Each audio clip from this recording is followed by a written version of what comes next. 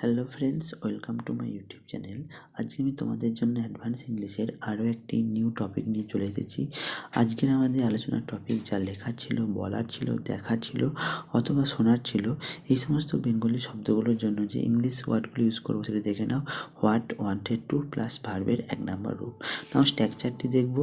ফার্স্টে সাবজেক্ট লিখবো, তারপর ভার্বের 2 নম্বর রূপ লিখবো, তারপরে হোয়াট লিখবো, তারপরে আবার ওই মেন সাবজেক্টটি লিখবো, তারপরে ওয়ান্টেড লিখবো, তারপরে টু, তারপরে হচ্ছে ভার্বের বেস ফর্ম বা ভার্বে যেটাকে 1 নম্বর রূপ বলা হয়।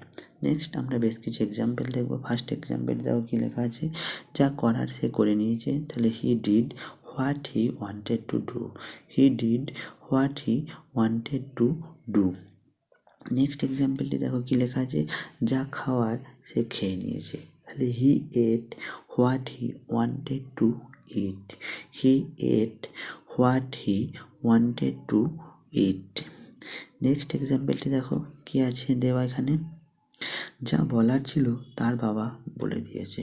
তাহলে his father spoke what he wanted to speak. তাহলে his father spoke what he wanted to speak. Next, যা জানার ছিল তোমার বাবা জেনে গেছে। Your father knew what he wanted to no.